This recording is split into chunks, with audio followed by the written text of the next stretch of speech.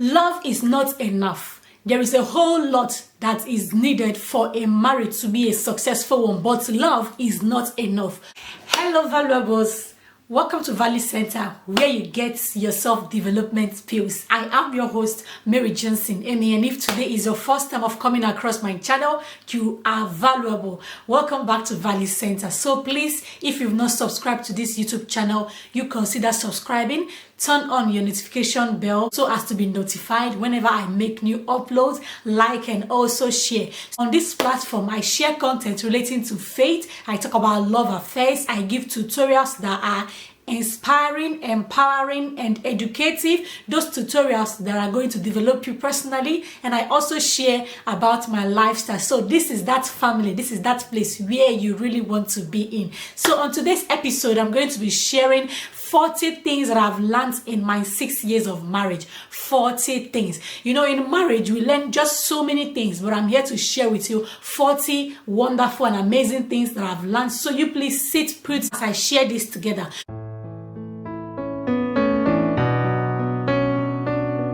Number one thing that I would love to share is marriage is beautiful. Yes, marriage is a beautiful thing for one to experience. Some people say a whole lot of things about marriage, but I want to start up this by saying marriage is a beautiful thing. So every woman actually wants or wish to be married someday. Even when we are still young, when we are still 10, 12, 15 years, we always look forward to that day when we are going to meet our Prince Charming, when we'll be married. So marriage is definitely a very beautiful thing. Number two is there is no specific method to a successful marriage. Some people will tell you the only way for you to get a successful marriage is for you to turn your heads up or turn your heads down. No, there is no specific, way or rules, strategies for a successful marriage. So you have to figure out what works best for you, figure out what your marriage desires, and figure out what will work for your marriage. So the next thing is be best of friends. Be the best friend of each other. The husband should be the best friend of the wife, and the wife should be the best friend of the husband. And the four things that I've learned in marriage is that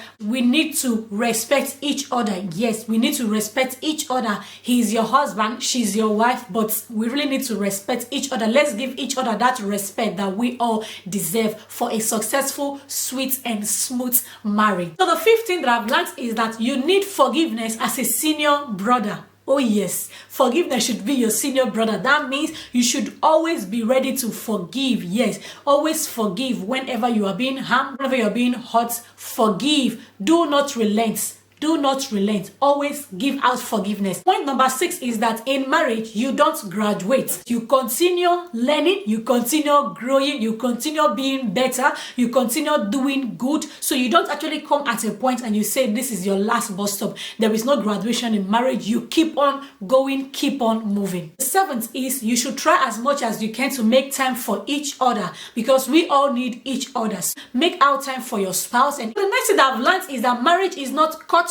Yes, some people actually, bring in the attitude that they were distributing, that they were exhibiting in courtship. They think that marriage is courtship. Marriage is a serious business. Marriage is not a child's play. Marriage is not courtship that maybe tomorrow you wake up and you're like, I'm done, or you wake up and you're like, I'm no more interested. See, marriage is a serious business, so you should value marriage. The next thing that I've learned about marriage is that marriage is not as hard as people make it to look like. Yes, some people tell you, oh, marriage is hard, marriage is difficult, but believe me, marriage is not as hard as people actually make it to be. Yes, there are so many things that come with marriage, but marriage is not as hard as people have made it to be. You can always work out your marriage to be sweet, to be good, and to be wonderful. So the next thing is always say sorry when you hurt. We are all human beings. We are imperfect human beings. Whenever you notice that you've done something and your spouse is not okay with it, please, honey, just say, I am sorry. That word, I am sorry, heals a whole lot. So please say, I am sorry when you hurt, because I am sorry can heal a whole lot of wounds. The 11th thing that I've learned is never to take love for granted. Most at times, some people, they take the love that their spouse gives to them for granted. Because your spouse loves you, he loves you or she loves you, then you take it for granted. You treat them as though they are not important. Do not take the love given to you by your partner for granted, because when you do that, they will feel pain. As much as you can to value their love, and do not take them or their love for granted. Is that you have to try as much as you can to support each other. Supporting each other does not necessarily mean in monetary form. There are different ways for you to support each other. In monetary form, in giving advice, you should always try to be each other's supportive system. There are some people that don't support each other. They are against themselves, but it shouldn't be so. So in marriage, you should be team. Yes, you should try to support each other, work together, have one goal, focus on it, and you will always get success. The 13th thing that I've learned in marriage is do not compare your partner to others. Yes, most people do it sometimes. Women, they compare their husband to another person's husband. I'm like, oh, look at this person's husband. Your husband is peculiar, is special, is unique in his own way. So do not compare him to any other man. Do not compare him to anybody that you see out. And also, men, do not compare your wives to any other woman out there. If there are some things that you would love your spouse to do, you can always, inform them and tell them, oh, look at, I want you to do this, I want you to do that. But comparing them is no. I've learned that it is never a good idea for you to compare your spouse with another. The 14th thing that I've learned is express gratitude always. Most of the times, our loved ones, they shower us with so much love. They purchase some things for us just to make us happy. You should always show gratitude. Let them feel that you are happy. Let them know that you are happy. Let them know that you accept and appreciate everything that they are doing for you. No matter how little and no matter how big, always say thank you. Misunderstanding will always come. Some people, they freak out. They get so, disappointed when some misunderstanding come, and they're like, I never expected this. But you both are human beings that come from different backgrounds. So, your way of thinking and the way he thinks or the way she thinks, they are not the same. So misunderstanding will come. Just have it in your mind that misunderstanding will come. When two people come together, there is always what? Disagreement or misunderstanding. Have it always in your mind that in marriage that you will disagree. My husband always say we disagree to agree. Even in your disagreement, try to get a compromise, get an understanding from that misunderstanding. So yes, the number 16 thing that I've learned is do not allow your misunderstanding to, linger so long. Do not allow it to break your home. Do not allow it to take away the joy, the happiness in your home. Don't allow misunderstanding to stay for 2 days, 3 days, 1 week. No, 1 month. Why? Please, it shouldn't. Okay.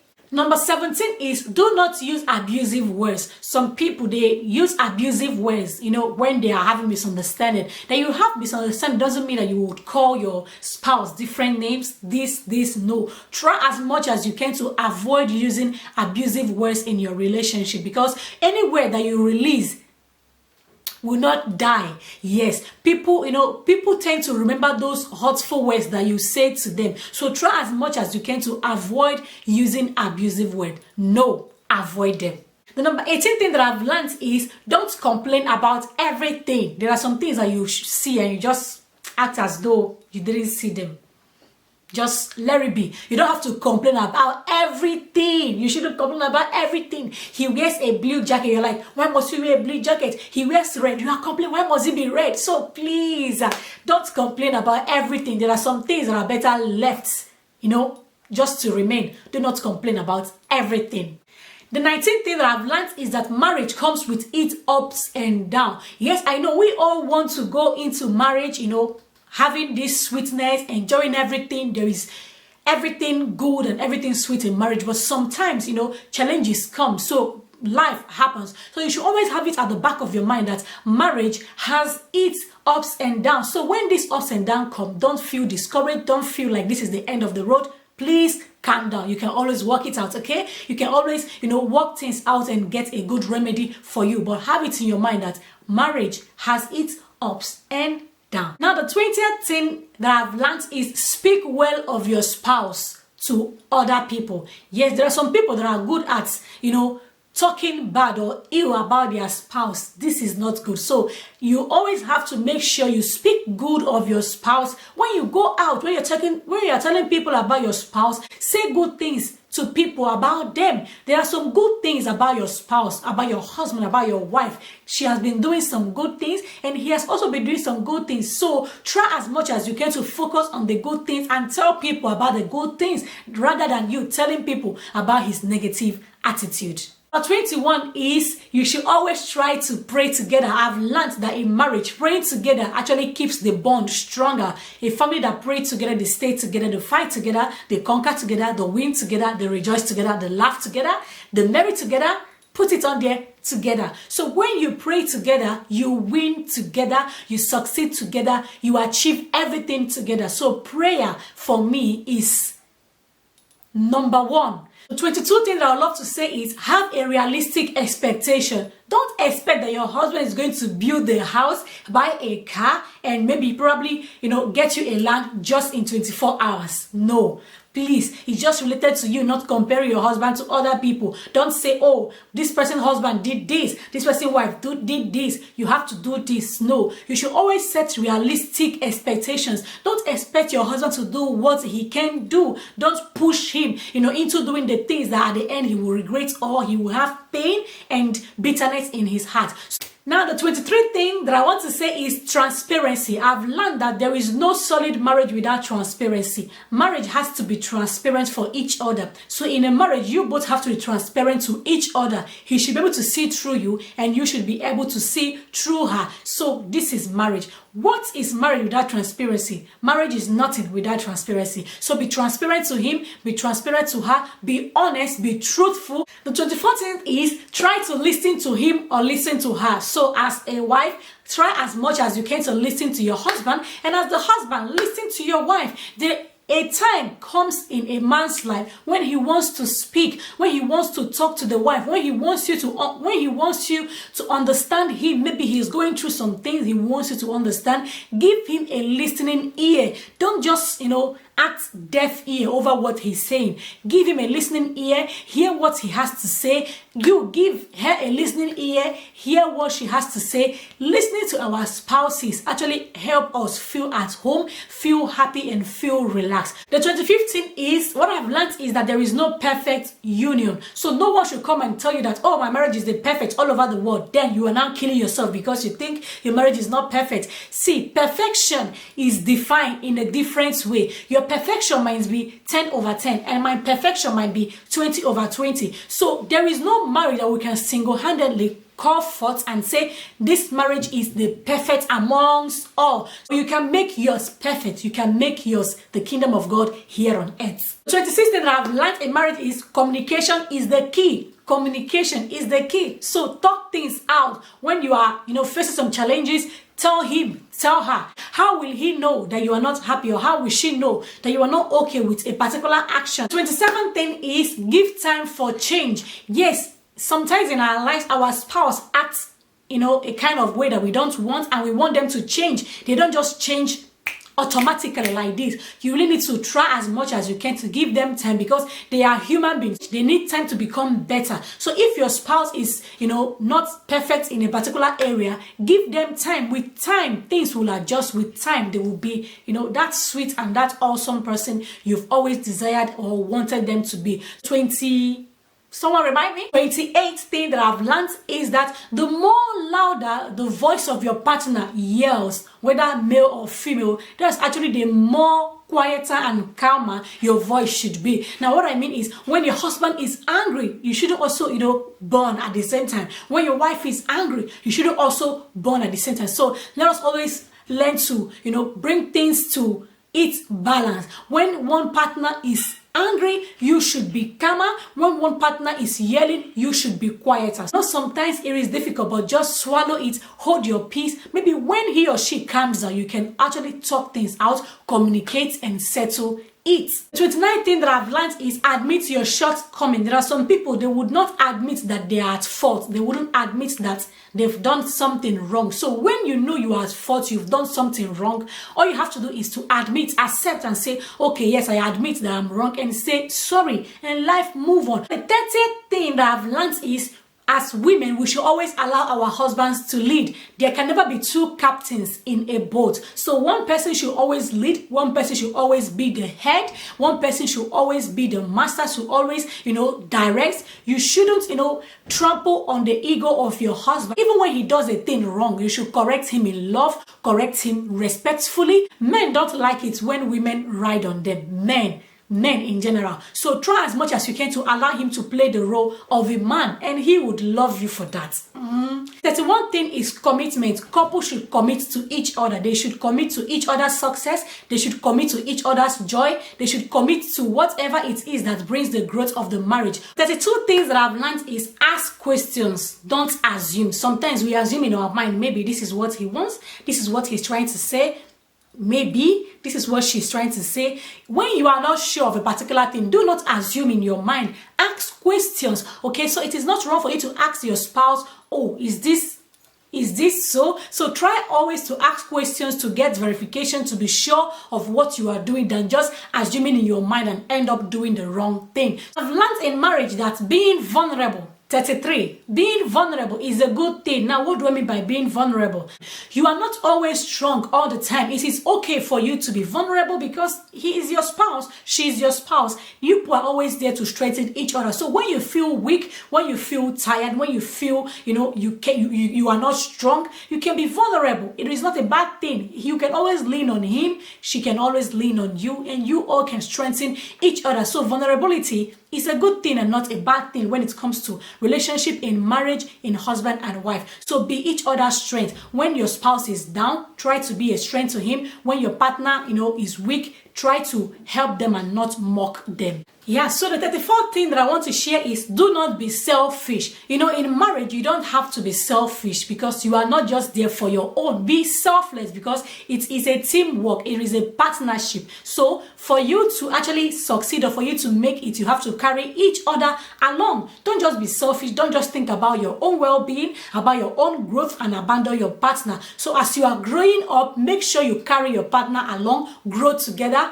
become together. The 5th thing that I've learned is try as much as you can to share everything. Yes, share everything with your partner. Just like I say, transparency. Don't keep secrets away from each other. Share everything with your partner because keeping away secrets can actually make you land yourself into trouble. And a day without even knowing, you can end up saying those things or it will catch up with you. So try to share everything with your spouse. Be free. So share everything with your partner for a happy home.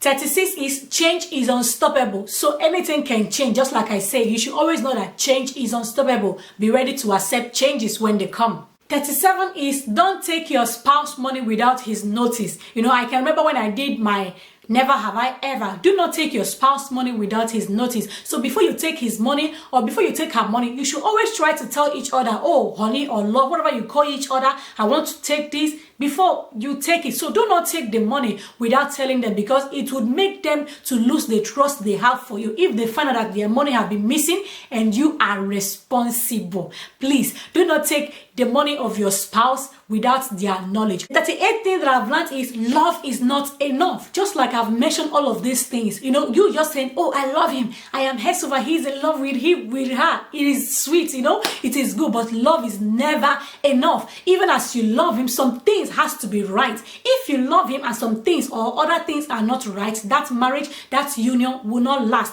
So as you are loving him or as you are loving her, you should also try as much as you can to put in other important aspects or other important attributes, other important characters in you. Exhibit them, add them to love, and you will have a sweet, awesome, wonderful, and a great marriage. So love is not enough until you are ready to commit. The 39 is sexual faithfulness. Yes, in marriages, sexual faithfulness is infidelity is no. So for your marriage to last or for you to enjoy your home, your marriage, you have to always, build it with fidelity and not infidelity. So you should be faithful. Do not go out cheating on your spouse. Do not go out, doing one thing or the other that will break the heart or the feeling of your spouse. So sexual faithfulness is needed in marriage. I've come to understand that most marriages that actually break is because probably their partners are unfaithful, their partners are cheating, doing one thing outside the marriage that is affecting the home. So for your marriage to be sweet, you really need to be faithful to your spouse. Be faithful to your spouse to the core when it comes to your sexual life. So the last but not the least, that is the 40th.